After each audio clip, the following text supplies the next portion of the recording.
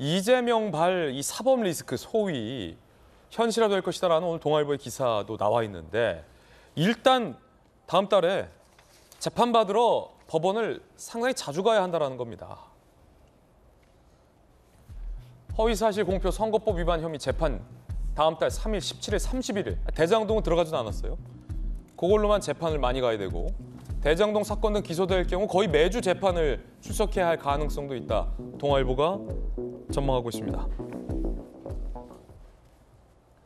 그러면 이 당무라는 게 있고 이제 총선이 점점 다가오고 있을 텐데 여러 가지 당대표의 역할이 상당히 많을 텐데 김영주 의원님, 네. 17대 때 또 민주당 의원을 하신 민주당 선배 의원이시잖아요.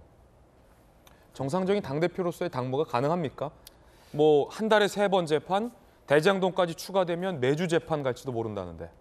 사실 쉽지 않겠죠. 그러니까 당대표라고 하는 것이 사실은 서울에만 또 국회에서만 일하는 것이 아니라 전국적인 활동이 있고 4월에는 또 보궐선거도 있고 점차 총선이 임박할수록 여러 가지 어떤 사무총장이나 여러 가지 당내에서 협의해야 될 게 되게 많습니다. 이제 그런 면에서 본인은 굉장히 다기한 몇 가지 정도의 골치 아픈 재판을 준비해야 되고 단순히 출석만 할 것이 아니라 출석을 위한 준비를 해야 되지 않습니까? 그러면 그만큼 정신력을 그게 투자를 해야 된다. 투여를 해야 되는데 실제적으로 그러면 실제적으로 객관적인 어떤 말하자면 민주당의 화면 자체가 거의 상당수 출석하는 데 다 가고 아무리 민생을 외쳐도 결과적으로는 법원밖에 안 보이는 그런 어떤 모습들이 되고 보궐선거도 치러야 되고 여러 가지 다양한 당내 행사들을 말하자면 치르기 어려운 지점에 국면하게 될 수도 있고 그러면 사실은 뭐 친명 비명할 것 없이 원로들이 이제는 좀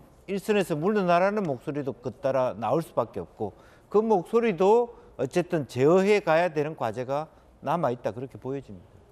현실적으로 당대표직을 정상적으로 수행하기는 쉽지 않을 것이다. 하지만 현 지도부는 일단 검찰을 비판하고 있습니다. 현대판 사화다.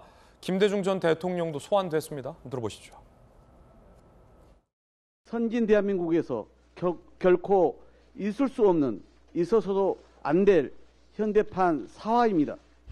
김대중 대통령이 죄가 있어서 사형 선고를 받았습니까? 수의를 입은 김대중 대통령 사형 선고 기소 내용대로라면 어찌 이분이 대통령이 될 수 있었겠습니까?